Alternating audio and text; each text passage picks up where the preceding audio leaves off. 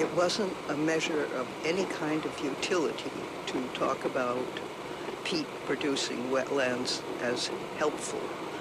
So it was really a change of attitude more than anything else that I stumbled on. It's really hard to read about this sort of thing because people insist on thinking of the natural world only in terms of utility to humanity.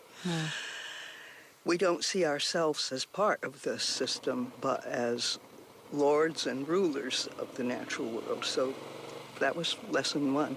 And that's how we are where we are today when you talk about climate change and destruction of the planet. Your book, when you write about the wetlands, you write about beauty in places where humans have often described bad smells and things that are ugly, and you see beauty in them. That was actually quite a lot of fun, looking at the way people regarded the fens. And we started out with the fens because it's a succession from fen to bog to swamp, gradually drying up all the time. The problem with destroying the fens, bogs, and swamps is they are holding in CO2 and methane gas. And the more we rip them up, the more CO2 and methane comes floating into the atmosphere, and the faster the Earth will be warming. But that doesn't occur to us to consider that as a real problem for many people, except for ecologists and those deeply concerned about the climate crisis. In the book, you also write about indigenous communities that work with the land within the natural system to understand it, to live on it, to survive within it. And then how North American and European colonial governments, British imperialism in particular, saw nature as something to be exploited. How has that shifted when you look at today's world and the landscape? I'm not so sure it has shifted. I think we still do look at swamplands and bogs and fens as candidates for drainage. And I think there will forever be people who want to drain wetlands. You don't see how they could be useful. But there are signs here and there that readapting the idea of utility to humans, there's a place for wetlands. Many gardeners buy bales of peat that's been dug up and dried and packaged because it enriches their garden soil. Peat has the extraordinary ability to hold many times its weight in water. You end the book with this line: in the end, all humans will be haunted by waters. What do you want readers to walk away with? Is this book a call to action? No, it isn't a call to action, and it has been mistaken as such. It's simply what it was for me. That is, to make a differentiation between the kinds of forms that the wetlands that make peat take, because they've been so much in the news, just to know what the difference is between fen, bog, and swamp, to be able to go into a wetland and look around at it and say, aha, I know what this is. This is a swamp. It's full of trees. Or this is a bog full of quaking, sphagnum moss. It's more didactic than a call to arms. That's just not my thing. Annie Proulx is the author of Fen, Bog, and Swamp, A Short History of Peatland Destruction and Its Role in the Climate Crisis. Annie, thank you so much for your time. Well, thank you so much for having me.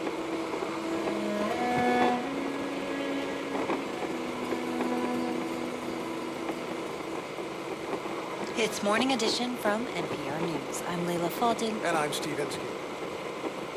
MTPR is supported by Flanagan Motors Mazda, serving Missoula and western Montana since 1978, with a full lineup of new Mazdas, pre-owned vehicles, and service in their shop. Online at FlanaganMotors.com. I'm Susan Stamberg. And I'm Mary Louise Kelly. Today we are asking you to do something you may have never done before. Take a step forward and become a sustaining member. Which is something you know a thing or two about, Susan, doing something new. You were the first woman to anchor a national nightly news program, and you paved the way for women like me to come along and try to catch up with you. In 1971, NPR set out to create a more informed public, changing the game by combining journalism, cultural expression, and storytelling. For more than 40 years, we have tried to keep that promise, and in return, you have made us your go-to place for refreshing and thoughtful dialogue with context. Take that step with us and become a sustaining member. You will ensure public radio's presence for decades to come. And becoming a sustaining member means you will become a fixture in public radio, like Susan. So become that sustaining force for NPR right now. Here's how. You're a force for Montana Public Radio when you make a pledge and contribution in any amount to support the service here at Montana Public Radio. We are here this morning. It's our fall fundraiser. Freddie is here. I'm Michael Marsalik. We're here celebrating public radio and also doing that wonderful work to raise the money for MTPR to continue to bring you this service free. You can become a sustaining member very simply. Just when you make a pledge, you can just select to be a reoccurring event. And then that pledge could come out. If you pledge $7 a month, you can get the beanie that we have as a thank you gift this year, $15 a month for the sweatshirt. 243-6400. We have phone volunteers are standing by at 406-243-6400, or of course pledge online at mtpr.org. And we are well on our way to being fully caffeinated this morning. Yeah, we are. So if you're also in that fully caffeinated club, give us a call, pledge your support. Maybe you're now finally ready to talk to another human being. That's You know, early mornings, it's hit or miss sometimes for most of us. But now if you're fully all three of us caffeinated, are early people. yeah, we're ready to go. But now that you're ready to go, you can give us a pledge call of support. 406-243-6400, mtpr.org. Yeah, we have, obviously, Michael talked a little bit about the thank you gifts that we've got. The gray knit beanie hat with the smaller leather MTPR logo on the front for a pledge of $7 a month or $84 a year. Keep your noggin warm this winter with the soft, cozy MTPR knit beanie. And light heather gray crew neck sweatshirt with MTPR's spring artwork on the front that's super cozy for a pledge of $15 a month. Yeah. Call now. Grab Hear one of those those. phones ringing. We're so happy to hear the phones ringing. This is your listener-supported MTPR, KDWG Dillon 90.9, KGPR Great Falls 89.9, KUFN Hamilton 91.9, KAPC in Butte at 91.3, KUHM in Helena 91.7, KUKL Kalispell 90.1, KUFL Libby at 90.5, KPJH Polson 89.5, KUFM Missoula 89.1, KUMW Dillon 91.7, KTFZ Thompson Falls 88.1 FM. And coming up soon, within a week or two, we're going to be putting KUEK Eureka on the air at 89.7 FM. Eureka, we're headed your way. We're able to expand our service because of some great grant support and other things, and be able to bring this service to places where it hasn't been before, which is so exciting. And we know it's important. We keep hearing from folks all over Montana about how important it is. Thank you for your support and making this possible for everybody across Montana. Just a pledge of $91 and we will celebrate again. 406-243-6400, mtpr.org. Now's the time to pledge. Don't delay. Check it off your list first thing this morning. You'll feel good starting your Tuesday morning with a pledge to support Montana Public Radio. You rely on the station. It makes a big difference. Freddie, tell them about this amazing challenge we have. Yeah, this morning we have a challenge where we raised $17,000. A donor from the Flathead Valley will add $3,000 to the tally. And actually, during the show, we got another challenge. A person added $1,000 to that. So now it's a $4,000 $4,000. bonus. That's, right. Your pledge right now makes a huge difference and can help us secure a bonus. You can do that by calling 406-243-6400 or go online at mtpr.org. Thank you so much for all the support and calls so far. We love having our phone volunteers back in the studio. We love having this energy. We love celebrating public radio. And we want you to join the party and celebrate public radio with us here at Montana Public Radio. The numbers to call, 406-243-6400, mtpr.org. Celebrate the good that is Montana Public Radio in our lives. You can make a difference. Thank you so much. The news is next. Just $41 for another celebration. Call now. Thank you. NPR News in Washington, I'm Korva Coleman. Ukrainian officials report there are fresh Russian missile strikes across their country today. Civilians are back in bomb shelters. Ukraine says at least 20 people were killed in yesterday's wave of missile and drone strikes. NPR's Charles Maines reports from Moscow. The attacks also seem to settle doubts among Kremlin hardliners about how the Russian military has been performing. For weeks, we've seen growing criticism among hardliners here over the military strategy. They argue Russia has essentially been losing in Ukraine because the Kremlin was fighting with one hand tied behind its back. In other words, Russia wasn't using the full force available to it. And in that sense, yesterday's attacks appeared not to be a one-off, but signal this conflict is escalating. NPR's Charles Maines reporting. Testimony resumes today in the Justice Department's most serious case related to the January 6th attack on the U.S. Capitol.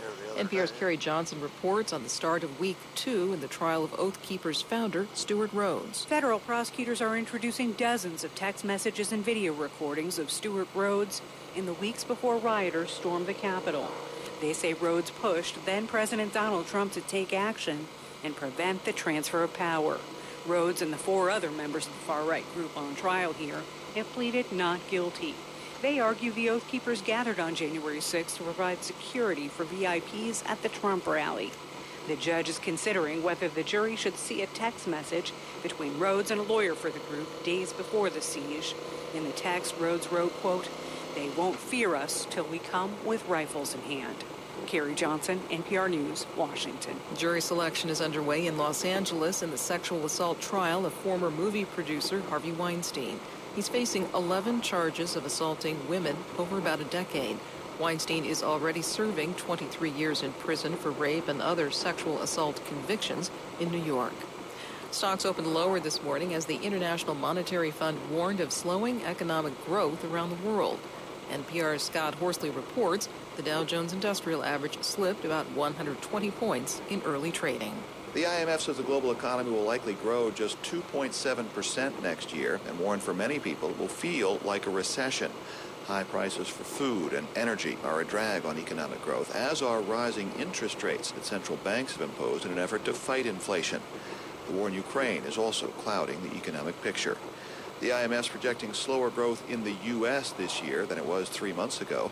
After strong growth in 2021, the fund thinks the U.S. GDP will grow just 1.6% this year and slow further in 2023. The forecast was released at the start of the annual meeting of the IMF and the World Bank. It's the first time those meetings have been held in person in 3 years. Scott Horsley, NPR News, Washington. On Wall Street, the Dow is now down 125 points. This is NPR News. With Montana News, I'm Freddie Monatis.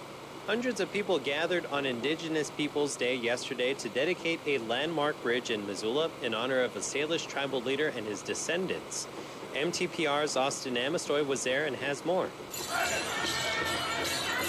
To the sound of drums and singing, elders of the Confederated Salish and Kootenai tribes led a procession over the Bear Tracks Bridge on Higgins Avenue Monday.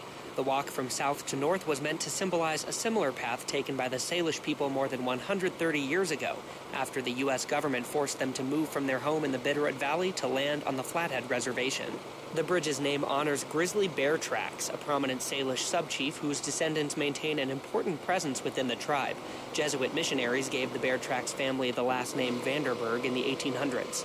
Founding member of the Salish Kalispé Culture Committee and Bear Tracks descendant Lucy Vanderburg said she's proud of her relatives' efforts to preserve Salish culture. And I know in my heart the renaming of this bridge is pleasing to Bear Tracks and to all the Salish Pend Oreille people. Interpretive signs explaining the bridge's namesake were also unveiled, and banners bearing Grizzly Bear Tracks' likeness and name in the Salish language line the bridge's lampposts. The ceremony was the culmination of nearly 2 years of collaboration between tribal leaders and the Missoula County Board of Commissioners. Commissioner Dave Strohmeyer first approached the CSKT Tribal Council with the idea that the bridge's name recognized the history of the region's indigenous peoples. It's only fitting that finally, in the year 2022, on Indigenous Peoples Day, we dedicate this bridge, Bear Tracks Bridge, recognizing this deep cultural landscape here in the Missoula Valley. A tribal affairs official with the U.S. Department of Transportation also attended, alongside representatives from Montana's congressional delegation. In Missoula, I'm Austin Amestoy. This is MTPR. Hi, I'm Karen Grigsby Bates, a correspondent for NPR News. The news and information you receive from Montana Public Radio is essential every single day. Your support ensures that MTPR will be there for you when you need it, all day long, every day of the year. Give now by calling 800-325-1565. And thanks for supporting public radio. You can also call 406-243-6400. 243-6400, or online, of course, at mtpr.org. You can make a pledge there. You can see these thank you gifts we've been talking about, the beanie and the sweatshirt, all there at mtpr.org. You're hearing Michael Marsalic this morning along with Freddie and Ann because it's our fall fundraiser here at Montana Public Radio. Phone volunteers in the room. And we can actually pause right now for a quick celebration for $57,000. We now have less than $15,000 to raise this morning, and when we do, we will get a $4,000 bonus. And a very exciting morning here at Montana Public Radio. Pledge now, help us get that extra bonus, and your money will go farther, and it's really great for the station, obviously, as well. We're over $57,000 now on our way to a $300,000 goal. 406-243-6400, mtpr.org. And now's a great time. Maybe you've listened to Montana Public Radio. Maybe you're new to Montana but have listened to public radio other places. And you're thinking, oh, yeah, the pledge drive. I feel like I need to do something here. Well, now is a great time to make that first contribution to Montana Public Radio. It takes just a few minutes. We have some very friendly folks answering phones here in the studio with us, and they can walk you through the whole process. We just get some information from you, your mailing address and how much you'd like to donate. And you can pick a thank you gift. We have, it's really quite an easy process. But the most important thing is that we have participation this week from everyone across our listening area. New donors, returning donors, folks that gave in the spring that also, give in the fall. It's important that we hear from everyone this week because this is how we power this radio station forward for the next year as we raise the funds from all of us, listeners and fans, and that's how we pay the bills.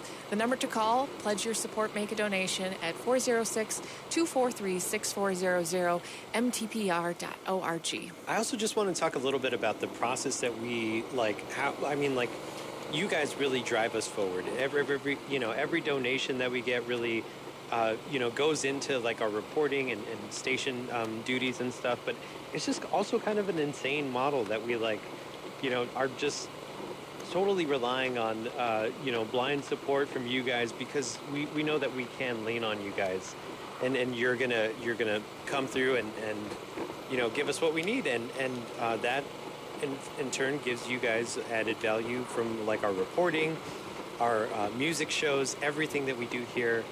We do it all for you too. It's amazing. It's a great organization. It is a little, I'll tell you, as working in fundraising, it's a little terrifying. Yeah. Sometimes that we do just put out this radio service, and then at the start of every year, our fundraising is at zero, and we have to raise all this money every year. But we always make it work because our listeners are so generous and so supportive. But yeah, I will say every January I'm a little like, oh, here we go. Okay, are we going to do it this year? And we do, with your help. 406-243-6400, mtpr.org. Headed back to the program here in just a moment. Morning edition, of course, listened to by millions of Americans. And here in Montana, it's on the radio, free for everybody because of your support right here on Montana Public Radio. Make a pledge right now in any amount. How about $10 a month right now at 406-243-6400 or mtpr.org. And thank you. It's Morning Edition from NPR News. I'm Leila Faldin. And I'm Steve Inskeep. Good morning. How do Republicans view their chances of recapturing Congress this fall? They are favored to make gains, as the party out of power often does. They need just a handful of seats to control the House. And as we'll discuss this morning, they need a net gain of just one to win the Senate. But it's been hard work to gain that one. Republicans remain favored, for example, to win a Senate seat in Ohio, but J.D. Vance slipped behind in some polls, and in a debate last evening, Democrat Tim Ryan tied Vance to Donald Trump. Donald Trump said to J.D. Vance, all you do is kiss my ass to get my support. He said that. That's bad. I'm for Ohio. I don't kiss anyone's ass like him. Ohio needs an ass kicker, not an ass kisser. Vance responded. That was a nice, rehearsed line. Multiple Republican candidates are having a little more trouble than expected, yet they still do have a shot to get that one seat. So let's talk this over with Scott Jennings, who is a Republican strategist. Welcome back to the program. Good morning. Thank you. Republicans have been pretty open about saying some candidates are weaker than they'd hoped on your side, but now we've seen some of them in action. We've gotten into the fall. How are they doing? Got that on video. Well, I think some are better than others, of course.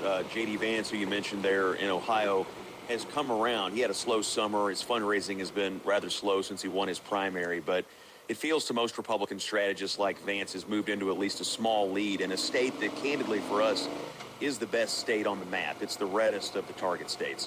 When we're talking about the 6 or 7 where there's a tight race, yeah, and it seems like National Democrats agree with you. I believe National Democrats still have not spent a lot of money in Ohio, which suggests they don't think they can really win there. Yeah, the national apparatus is not, although Ryan, the Democrat there, like most Democrat Senate candidates, has raised a tremendous amount of money, and that's one advantage for Democrats for the last several cycles, is that their small dollar donors around the country give directly to their candidates. On the Republican side, our small dollar donors tend to give to Donald Trump. And so our candidates have, candidate to candidate less money to spend. Now, we've had super PAC spending to balance it out in Ohio, but the most efficient dollars in a campaign come right out of a candidates committee. I'm glad you mentioned Trump there, because, of course, a number of the candidates who are having trouble a little bit on the Republican side are people who've tied themselves to Donald Trump, which you need to do to win a primary. I think of Adam Laxalt in Nevada.